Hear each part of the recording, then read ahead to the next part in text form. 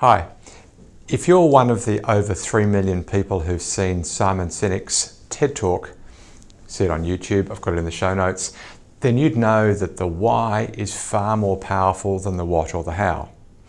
The what is what you do, the how is the unique way that you do it, and the why is why you do, what you believe. It also aligns very closely, the why that is, aligns very closely to the buyer's motivation to act at all with you or with anybody else. And in that regard aligns very closely to the buyer's journey. And that's what I want to explore with you today. The alignment between Simon Sinek's book and TED Talk by the same name, Start With Why, and the buyer's journey.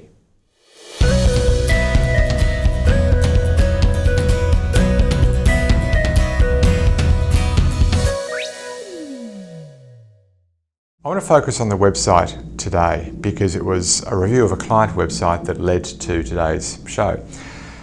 If a client or a prospect is on your website, they probably care more about your products and services than you actually want them to. Sounds kind of weird, right? Here's the thing.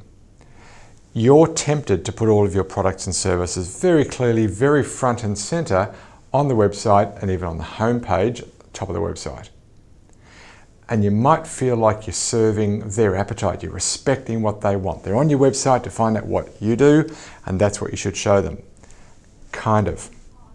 What you don't want is for somebody to very quickly understand what you do and then park it away and say, if I ever need anybody who does that, I'll be back to find these guys again. Without buying into the fact that they do need somebody like you. That's the why. The job of the website and other tactics I'm going to talk about today, but the job of the website isn't just to say what you do, but it's to sell them a little or a lot on why you do what you do. Your homepage needs to get them excited and afraid. Excited about the outcomes, but also afraid of what will get in the way if they don't act. Why? Because you want them to act, to buy into the need to act. And you need them to be keen to explore more. Simply showing up and throwing up is not enough. You need to excite them about the outcomes, get them a little afraid of what's going to get in the way, and to want to learn more about how to avoid those pitfalls. So every page, I'm talking for the moment about the home page, but every page on your website therefore needs to be written with the end in mind. Don't just write the best that you can write and then add the best call to action that you can add. Frankly, that's not good enough.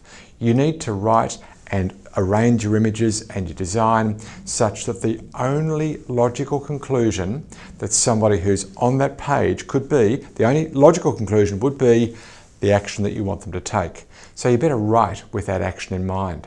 Build inexorably. Whether you've got 100 words, 20 words, or 2,000 words, build inexorably to the one conclusion that makes best sense from that page. Write and design your page to achieve that. Don't just add it as a call to action at the end. But think about that action. You actually want them to act. And so you need to offer the buyer some incentive to take the next step. It could be as simple as you've written some really persuasive copy about all the challenges and you've alluded to the fact that you've got some insight into those challenges and you share those deeper insights in another piece which is gated content, meaning it's behind a password screen. That might be enough. So the lead bait will be alluded to, spoken about, built inexorably towards in your copy so that they get to the end of reading that page, whatever page they're on, and the only thing that they could possibly imagine ever doing is clicking on or filling in that form.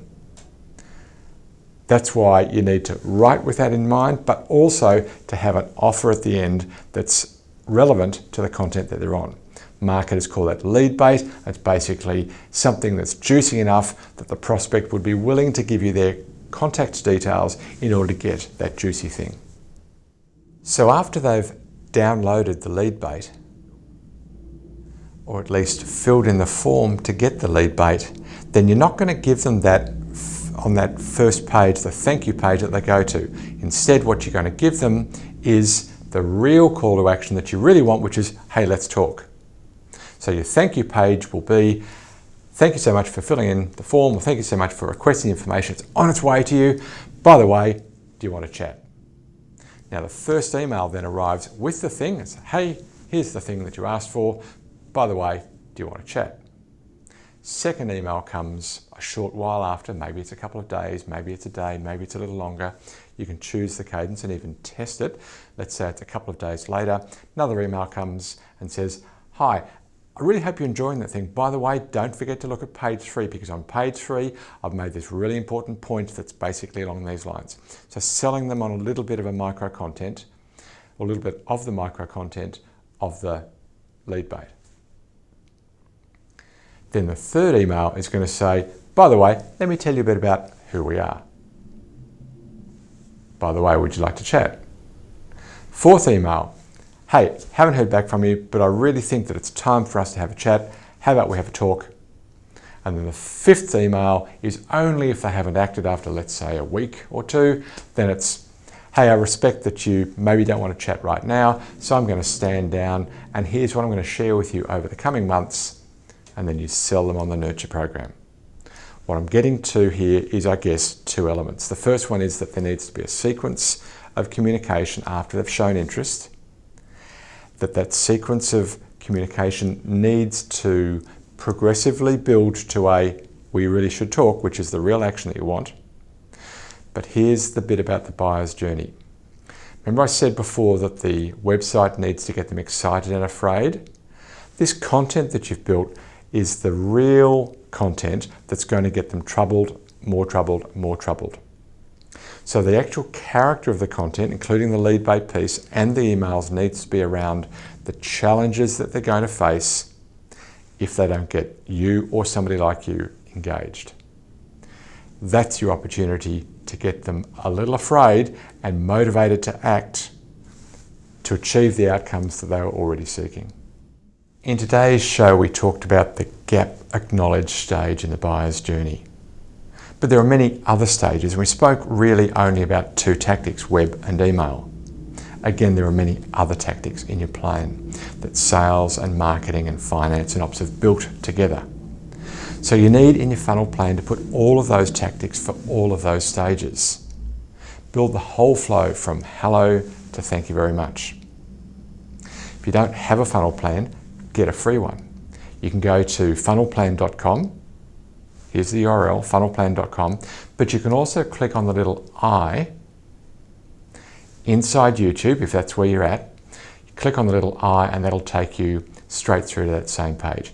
Either way, go get yourself a free funnel plan now at funnelplan.com or via the YouTube I. Lots more lined up for you next week. Until then, may your funnel be full and always flowing.